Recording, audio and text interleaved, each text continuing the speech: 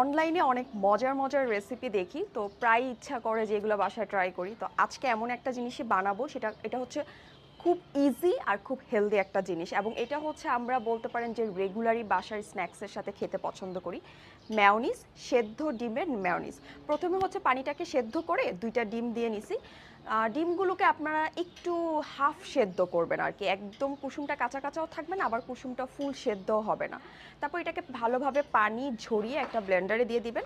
এরপর এখানে কিছু ইজি ইনগ্রিডিয়েন্টস অ্যাড করব, যেগুলো সচরাচর আপনাদের বাসাতেই থাকে। এখানে অ্যাড করব হচ্ছে 2 টেবিল চামচ গুঁড়ো দুধ।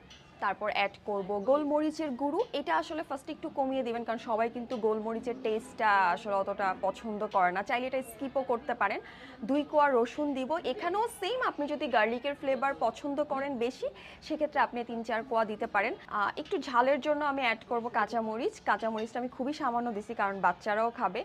এরপর আমি এখানে অ্যাড করব লেবুর রস, স্বাদ মতো সামান্য একটু লবণ, তারপর লাস্টলি আমি চিনিটা অ্যাড করব।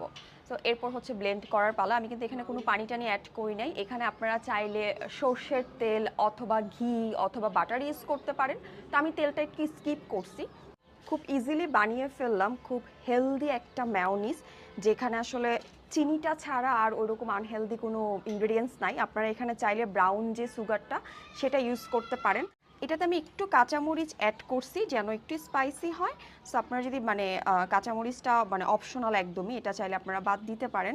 ইফতারে যে কোনো ভাজা পোড়ার সাথে আপনারা কিন্তু এই মেয়োনিজটা ট্রাই করতে পারেন, পাউরুটি দিয়ে, বা বাচ্চাদের যে কোনো স্ন্যাক্সের সাথে ওইটা দিতে পারেন। এটা খুবই হেলদি এবং খুব মজার একটা মেয়োনিজ।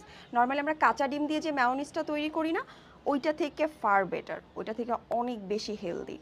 সো আপনারা বাসায় একবার ট্রাই করে দেখতে পারেন, আর কমেন্টে আমাকে জানাতে পারেন আপনাদের কাছে কেমন লাগছে।